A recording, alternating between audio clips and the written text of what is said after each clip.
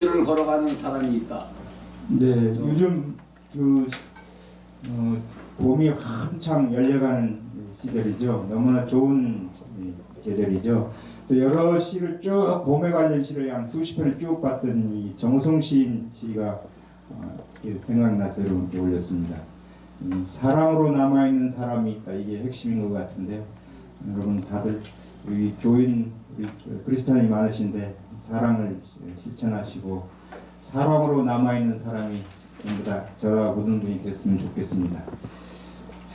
목차는 이렇게 평생교육 필요성, 평생교육 성립과정, 평생교육법 제정 완비, 학교교육과 평생교육, 미래 평생학습체제의 모습 이렇게 간단하게 살펴보겠습니다. 깊이 안 들어가고 그냥 간단하게 여러분께 알려드리게 안내하겠습니다. 먼저 평생교육 필요성. 이 평생교육은 일생 동안 교육이 실시됨을 의미한다. 정기교육은 물론 노인교육부터 유아교육부터 노인교육까지 모든 영역을 포함한다. 이런 말인데요.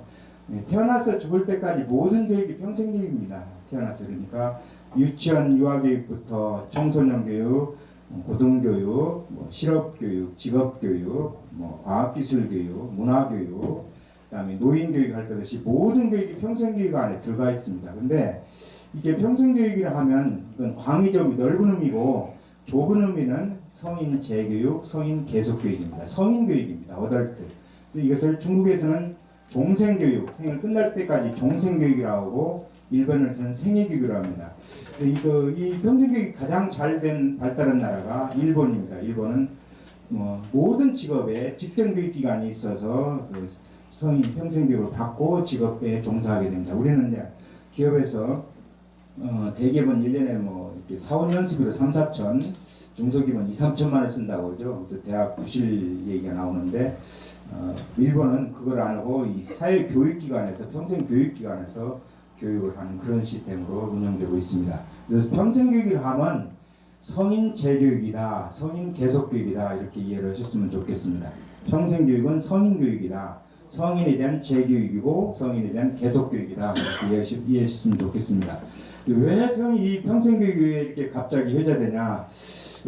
사회가 급변하게 변하고 문화가 복잡하게 발달할수록 학교 밖의 교육이 필요하게 됩니다. 밑에 보시면 그러니까 학교 교육은 제도권 공교육이라 이 정기 교육과정이라고 있습니다. 입학 시 졸업까지 같이 해야 될 그 코스 과정이 이게 정해져 있습니다. 그래서 변하는 시대에 잘 빨리빨리 적응하는 데는 한계가 있기 때문에 그렇습니다. 즉 가정교육, 사회교육 또는 유아교육과 성인교육이 그래서 요구됩니다. 전에는 사회교육법이 있었습니다. 사회교육이 평생교육법 바꾸어져 있습니다. 그러니까 가정 내에서 이루어지는 가정교육, 학교 밖에서 학교에서 이루어지는 게 학교교육, 그 다음에 사회에서 이루어지는 게 사회교육 그렇습니다. 그런데 이 사회교육법이 평생교육으로 이렇게 바꿔서 사회교육법이 평생교육법으로 이렇게 바꿔져 있습니다. 현대사회에서는 성인들이 학습에 대한 요구의 중요성이 매우 강조되고 또는 지식과 정보 급속한 변화로 직업세계가 변화하죠. 요즘에 직업사회 분화라는 것은 이루 말할 수 없이 빨리 변하죠. 참고로 미국은 직업의 종류가 3만개 정도로 된답니다.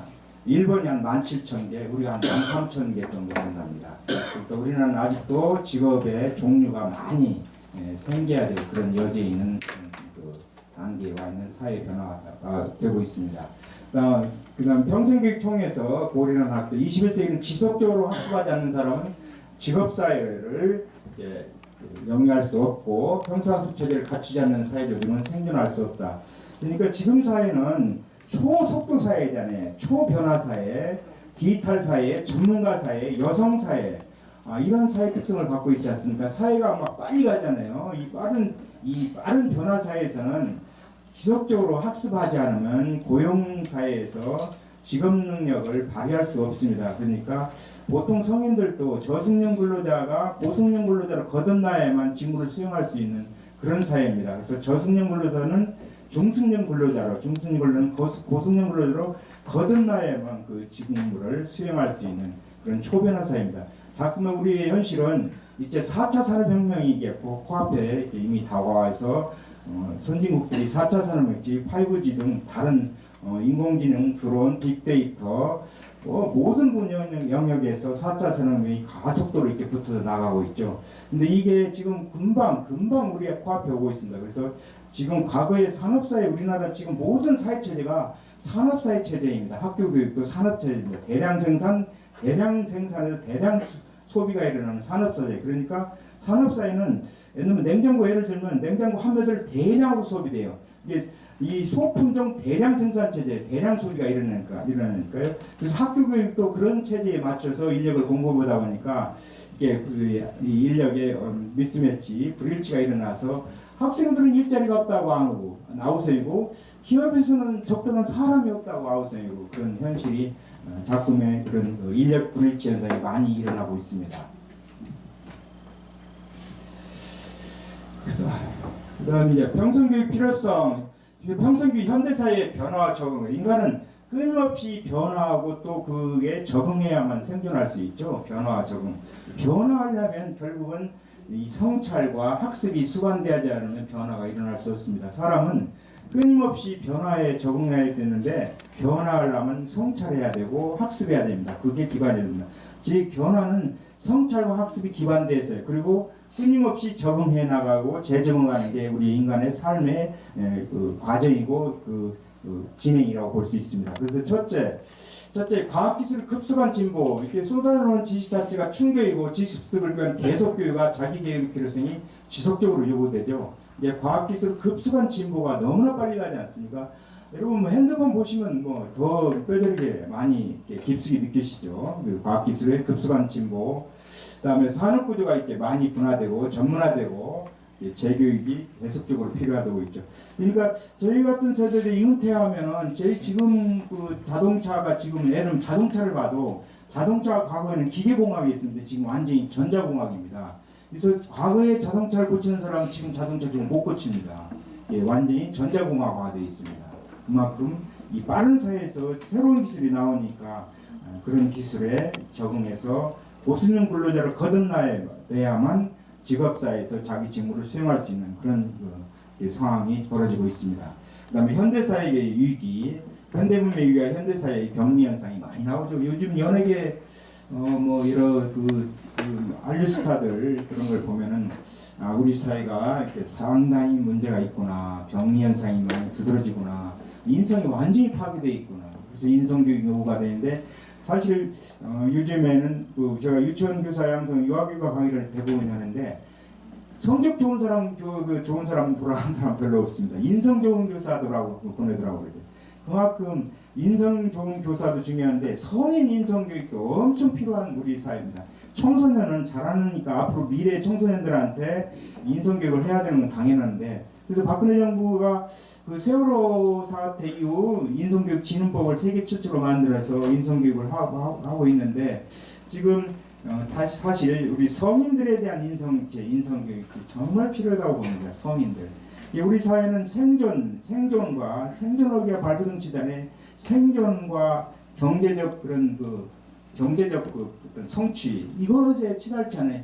모든 게 우리 인간은 생존을 위해서 얼마나 많은 노력을 하지 합니까? 살아남기 위한 투쟁. 그 다음에 경제적 성취. 생존과 성취에 너무나 우리 사회가 몰입되어 가니까 다른 부분이 많이 무너져 있어요. 근데 세상은 빛이 있으면 그에 해당하는 짙은 그림자가 있게 됩니다. 그래서 모든 정부의 정책이나 제도나 법이나 조례도 그 시대의 산물이지 그게 절대 진리고 그게 정의는 아닙니다. 그 시대의 최고의 어떤 그 시대 사람들이 요구하는 가치나 필요성에서 닿는 거지 그게 진리고 정의는 아니지 않습니까? 항상 변화하니까. 그런데 현대사회도 이런 격리 현상과 위기가 이렇게 중첩적으로 나타나기 때문에 이런 성인 재교육, 계속교육을 통해서 자기 변화와 적응을 위한 몸부림이 평생교육으로 연결될 수가 있다 이렇게 말씀드리겠습니다. 그 다음에 인간수명 연장과 교육급 보장. 그래서 뭐 정말 100세 시대 인생은 살죠. 그래서 복지권 보장, 사회복지 측면에서도 평생교육이 필요합니다. 그러니까 이게 교육, 복지, 노동 원래 한 세팅이에요. 교육과 복지와 노동 한 세팅입니다. 교육과 복지와 노동. 그래서 이 교육도 넓게 보면 복지적 측면입니다. 국가가 국민들에게 시해하는 그런 하나의 그 과정이라고 볼 수가 있겠습니다. 그다음에 현대교육의 위기, 학교교육 가치, 권위, 신용위기, 정체성 위기. 그래서 우리 지금 모든 학교가 이렇게 많이 무너지고 있습니다. 인간교육 평생을 두고 계속돼야 하는 평생의 과업이다. 인간 발달할 측면에서 인간은 끊임없이 적응하는 그 과정이 있는데, 특히 인간은 이 교육의 그 본질이나 삶의 본질이나 생활의 본질은 성장입니다. 관뚜껑 닫은 날까지 끊임없이 성장을 위한 노력을 하지 않으면 그 삶은 죽은 삶이고 도태된 삶이고 삶에서 유리된 삶입니다. 즉 삶의 본질, 교육의 본질, 학습의 본질, 생활의 본질은 성장입니다. 성장. 러시아 대문호 톨스토이는 이분은 백작 가문으로서 귀족 가문이죠. 이분은 이렇게 35세에 16살 연하의 19살 처녀와 결혼해서 자녀를 13명 낳고 83세의 삶을 마감하는데요. 그분은 우리의 삶이라는 게 되게 나는 누구인가를 천작하는 시간이, 고민하는 시간이 20대 초중반 25가지입니다. 그 다음에 25 넘으면은 되게 어떻게 살아야 되나, 어떻게 살 것인가, 이 삶을 무엇을 위해서 어떻게 삶을 살아야 될 삶이 어느 위치에 갈 수 있는가, 삶의 나를 어떻게 꽃을 필 건가, 열매를 맺을까, 얼마나 노력과 분투와 땀과 눈물, 헌신과 희생을 합니까? 그게 우리의 삶의 과정이죠. 어떻게 살 것인가, 어떻게 살아야 되는가. 되게 75세 전후까지 성장합니다. 왜 성장해야 되냐? 성장 그 자체가 기쁨을 주고 행복을 주기 때문이다. 즉 인생의 정체들도 앞으로 나아가는 힘을 주기 때문이다. 그렇게 얘기합니다. 성장. 인간은 성장과 성숙을 통해서 보다 더 사람 됨됨이가 원숙하게 이렇게 경지에 올라가게 되죠. 점점. 성장하는 삶에 굉장히 성장 어떻게 살 것인가의 정답은 그분은 톨스토이 대문호는 성장이라는 그런 그 말을 귀결시켜서 우리에게 많은 그 생각할 여지를 두고 있습니다. 그래서 평생 발달 심리학 측면에서도 아동과 성인 생활의 이제 공통점인 중년 성인기 전환기의 심리적 발달이 있어서 연령이 증가함에 따라 인간의 새로운 그런 발달 면모를 구체적으로 제시합니다. 그러니까 인간 발달 측면에서도 보통 20에서 40을 성인 전기라고 합니다. 성인 중기. 그다음에 40에서 60을 성인 중기라고 하고 60 이상, 65세 이상을 노년기라고 그러는데요. 특히 이 증가하는 연령에 따라서 이렇게 새로운 교육 수요가 계속 나오게 됩니다. 요새 뭐 노인대학 뭐 이런 걸 하잖아요. 근데 제가 이 평생교육사 실습 지도를 이렇게 많이 나가보면 포항에 가니까 신중년 사관학교를 운영하더라고요. 60에서 75세들을 되게 그 언론에서 요새는 뭐 신중년이라는 말로 쓰더라고요. 신중년. 그러니까 우리 차영원 회장님 가끔 김영석 교수 얘기를 하시더라고. 그분이 1920년생 백선엽 장군하고 같이 그런 얘기를 하시더라고. 100살이에요. 100년을 살아보니 그런 강의를 들어보면요, 내가 가장 인생에서 행복한 때는 되게 60에서 75세라 그렇게 얘기를 하더라고. 근데 요즘에는 60에서 80이라고 조금 늘었더라고요. 제가 조금 변동을 했더만요. 60에서 75. 그 시기에 가장 행복했대요. 인간은 가장 행복했대요. 근데 그 과정마다 인생이 나오는 복병을 해결할 때는 역시 교육이 수반돼야만 성장되고 또 성숙해 간다고 볼 수 있습니다. 교육은 인생 초반기에 집중될 것이 아니라 중요한 교육적 요구가 기에는 성인계도 노인계도 계속된다, 해당된다 이렇게 얘기할 수가 있습니다.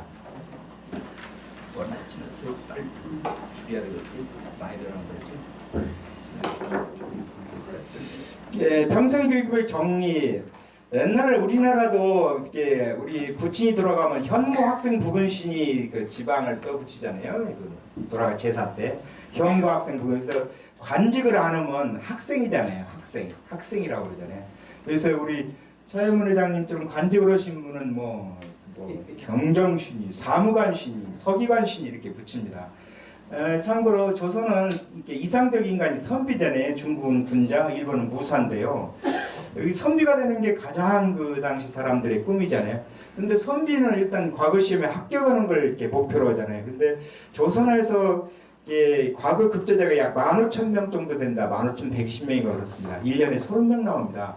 이게 조선이 1392년 7월 17일 개경 수창궁에서 이성계가 개국을 해서 1910년 8월 29일 날 일제 강점기에 날아가서 나라가 문을 닫는데 이 518년간 약 15,000명의 과거급제자가 나옵니다. 그러니까 그 과거급제만 해야 그 양반으로서 최고의 어떤 지위야 그 사이에 지배계급이 되죠. 근데 생원진사도 1차 합격자예요. 1차 합격자도 1년에 100명입니다. 그러니까 5만 명 정도 됩니다. 그것도 쉽지 않습니다. 1차 합격자도 사실 1년에 100명 나옵니다. 이제 1차, 그게 1차 생원이나 진사시 되면 뭐 이생원, 최생, 김진사 그러지 않습니까? 그래서 그게 이제 대과를 준비해서 2차 성균관에 공부하면서 2차 붙어서 3차 면접 통해서 이제 관리로 나가야 되는데요. 그게 생원 진사되기도 사실 쉽지 않습니다. 그래서 생원 진사라 하면 그곳에서 그 마을에서 그 지방에서 선비의 기본 요건은 갖춘 사람이다. 교양과 품격을 갖춘 사람이 다 지위를 인정해주죠. 그래서 그런 우리는 과거부터 이렇게 공부하는 학생에 대한 그런 학습 문화가 있었다. 제 동아시아시아 과거시험 강의 논어의 첫 편에도요. 제일 먼저 나온 게 학입니다. 학문이란 공부란 학습이란 학이 학이시지 불영요로 이런 게 나옵니다. 학시 때때로 공부 익히면 이 또한 때때로 배우고 익히면 이 또한 기쁘지 아니하니까 학문의 즐거움을 얘기했는데 이게 동아시아 시험 과목이 제일 첫 편에 나옵니다. 그만큼 유교문화권에서는 학습을 중요시합니다. 그게 오늘 대학 진학도요. 세계에서 한국이 83%까지 대학 진학률이 올라갔습니다. 세계 최고입니다. 그 다음 요새는 한 79, 78로 떨어져 있습니다. 그 다음에 일본이 한 65, 미국이 한 60, 58 정도 됩니다.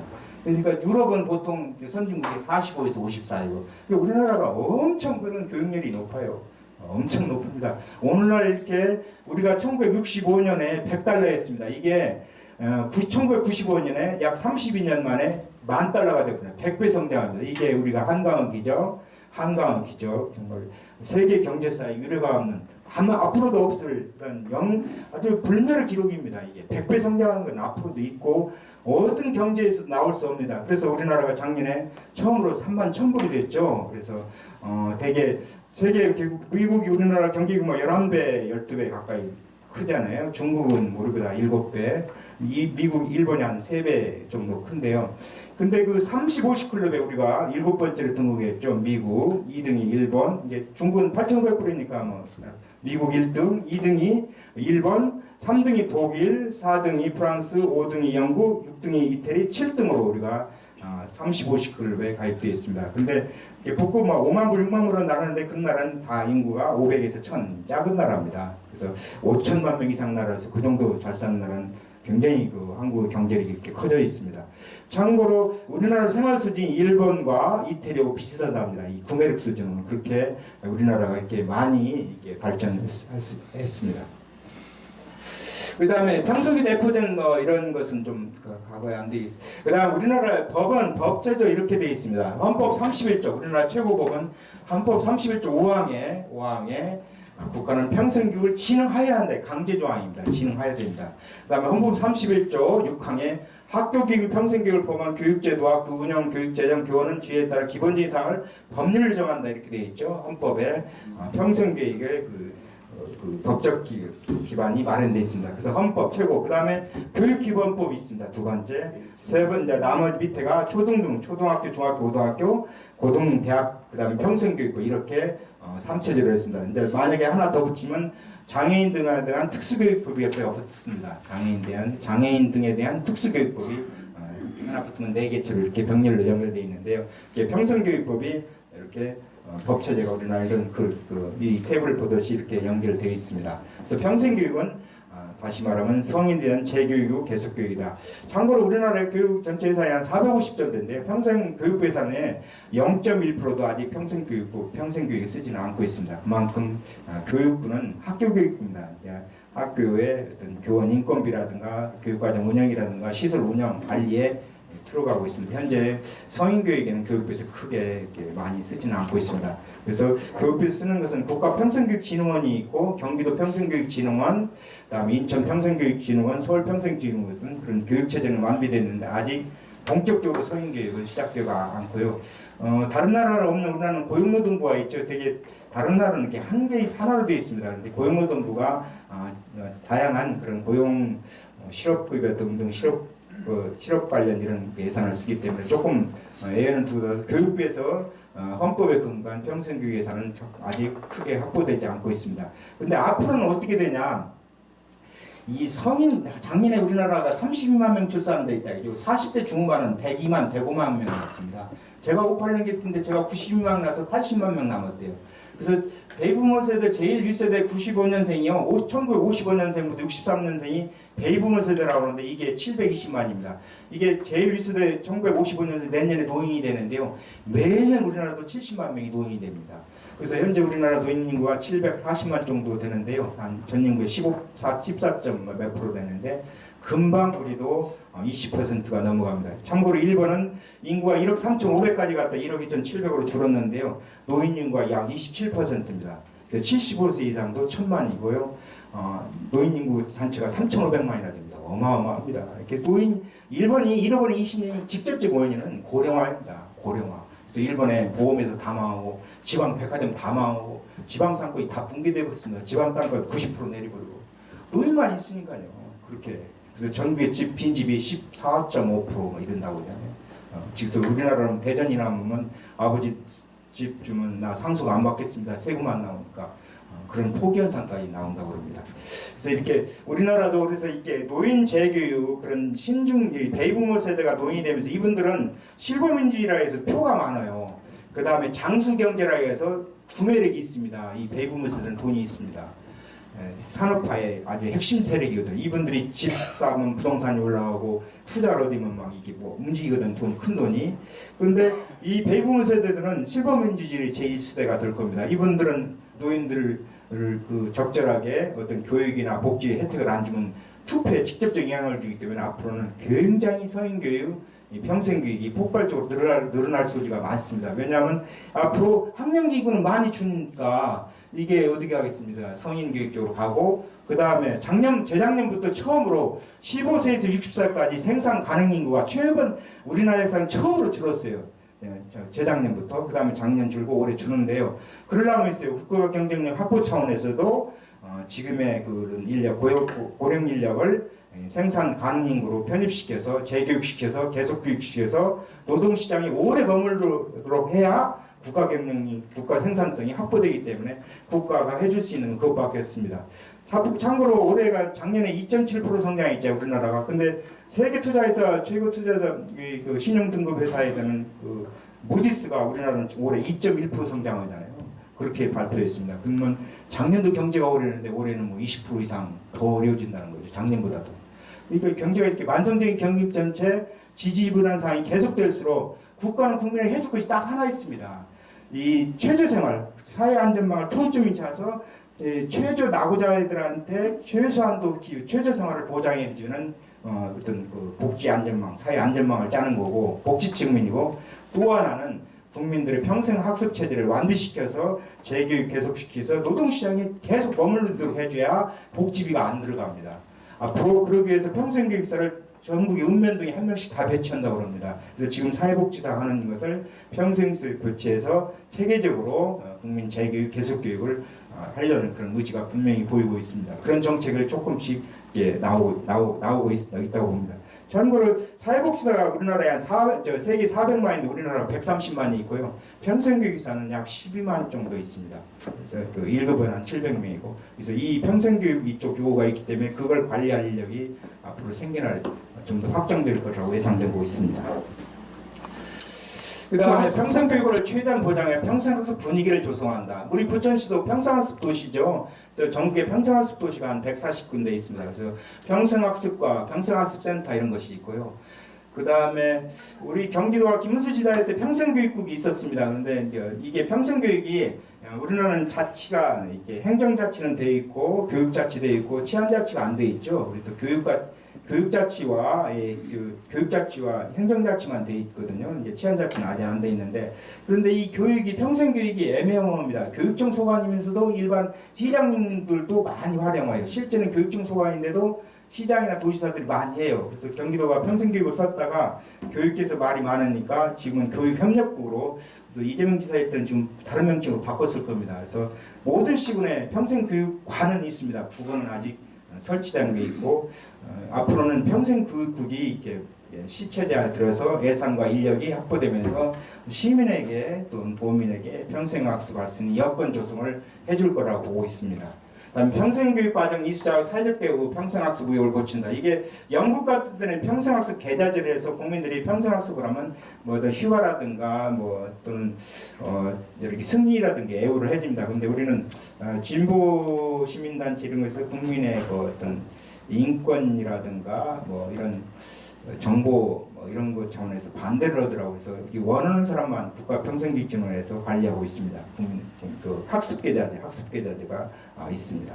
형식적 학력사회를 능력위주 사회로 이렇게 변화를 유도하는 측면이 있습니다. 그 다음에 학교육과 평생교육.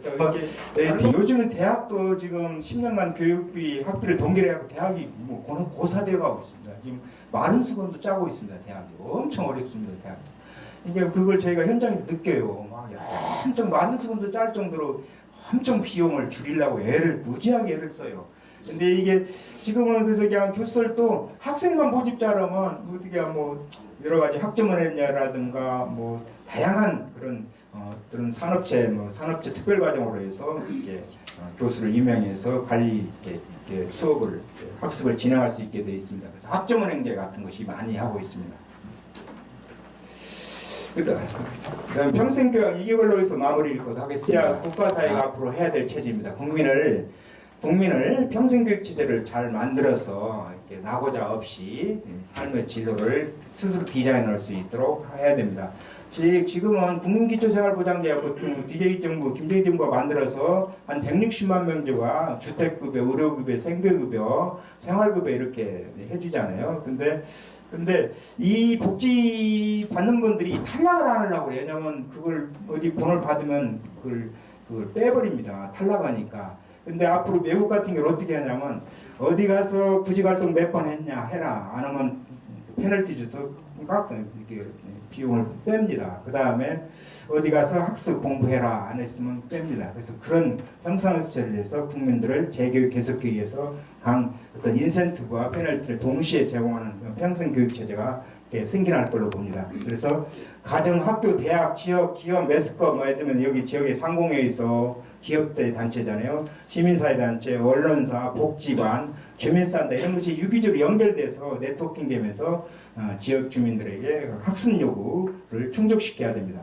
다시 말해서 평생교육은 첫째가 이겁니다. 첫째가 인간을 전인적 자아실현을 이끌어준다 이거죠. 전인적 자아실현. 인간은 태어나서 자기의 꽃을 활짝 펴고가는 누구나 욕구가 있습니다. 전인적 자아실현. 에브라임 매슬로우라는 그 교육학자는 인간의 최고 욕구가 이 자아실현 욕구입니다. 이게 생리적 욕구, 안전한 욕구면서 쭉 올라가면 최고 목적은 자아실현 욕구입니다. 그래서 첫째는 자아실현 욕구. 두 번째는 고용 가능성의 증대, 직업 능력 확충입니다. 요새는 이게 많이 얘기되죠. 직업 능력 확충, 고용 가능성의 증대. 세 번째가 사회통합입니다. 그러니까 근본적으로 사회적 약자, 여성, 노인, 장애인 이런 계층들을 이렇게 재교육시켜서 노동시장에서 자기 역할을 할 수 있도록 도와주는 사회통합, 취약계층에 대한 그런 지원 차원에서도 사회통합 차원에서도 평생교육이 필요하고 있습니다. 그래서 첫째는 저인적 자아실현, 둘째는 이 고용 가능성의 증대, 셋째가 사회통합, 평생교육 목적이 거기에서 시작됩니다. 국민의 삶의 질을 형성해서 지역사회 중심의 평생교육 체제가 이렇게 짜져야 된다. 지역에 학교, 도서관, 사회복지관, 시민사회단체, 언론사, 상공회의소, 복지단체, NGO 등 이렇게 유기적으로 연결돼서 지역사회에 촘촘히 교육복지를 실현시켜서 지역 주민들이 자아실현하고 고용 가능성을 증대시키고 또 사회가 통합될 수 있도록 그런 역할을 해줘야 된다. 그렇게 말씀드릴 수 있습니다. 그래서 교육 수요자 중심의 열린 평생학습체제, 누구나 언제 어디서나 원하는 교육을 받을 수 있는 그런 사회로 가야 국민의 교양 수준도 높여지고 품격 있는 사회 되고 선진교육에 걸맞는 그런 문화복지, 그런 좋은 삶을 국민 스스로 설계할 수 있도록 도와줍니다. 그러니까 김구 선생이 그렇게 초급 목표하면서 나라를 독립운동식에 그분이 원하는 부국강경 잘 사는 나라가 아니에요. 아름다운 나라, 문화강국을 얘기해요. 아름다운 나라, 문화강국, 정신적으로 그러니까 아름답고 문화 강국, 문화민족의 그런 위상을 높여보자. 그러니까 그 독립운동은 그 어려운 시기에도 아름다운 나라, 문화 강국을 얘기합니다. 그만큼 우리는 문화민족으로서의 그런 품격을 중요시하는 그런 전통이 있기 때문에 평생교육도 결국은 그런 품격 있는 국민, 지금 도덕성과 사회가 자꾸 어지럽지 않습니까? 이런 사회일수록 성인들도 인성교육 차원에서 평생교육적으로 받아들여서 자기의 삶의 변화, 삶의 성장과 스스로 성장하려는 노력, 그 변화를 통해서 학습과 변화는 결국은 이 성찰과 학습이 꼭 수반돼야 돼요. 변화는 성찰과 학습입니다. 그리고 그렇게 성장할 수 있는 기틀을 마련해야 이 짧은 삶, 한 번뿐인 이 삶을 아름답게 풍족하게 멋지게 설계할 수 있다고 봅니다. 그래서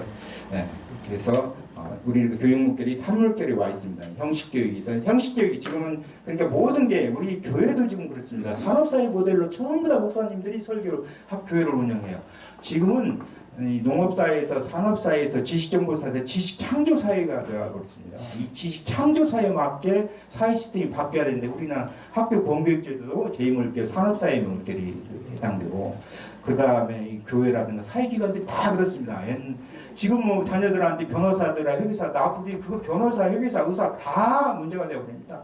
이 산업혁명, 이 인공지능으로 대표되는 4차 산업이 완비되면요, 회계사 이런 거 전부 다 없어져 버립니다. 지금 수요가 확 줄어버립니다. 인공지능 왁슨이 더 세계 최고의 존스홉킨스 대학에서 인공지능 의사가 훨씬 더 수요가 많다는 거 아닙니까? 그 다음에 뭐 세계적인 투자회사들이 뭐 몇 수백 명이 할 일을 인공지능으로 되는 그런 대표적인 그런 기기들이 단 몇 시간이면 끝내버리지 않습니까? 그런 사회가 돼 있는데 지금 옛날 무식으로 공부해라, 외워라, 뭐 암기해라 이런 건 뭐 아무 소용없습니다. 그 대신 인성이 좋고 인성이 높고 그 다음에 공감 능력이 있고 공감 능력, 소통을 끝내겠습니다. 고공감 능력, 소통과 공감 능력, 상호작용을 통한 어떤 인성과 공감 능력 이런 좋은 품성을 가진 사람들이 미래 사회는 더 각광받고 더 사회적 지도자가 될 확률이 매우 높습니다.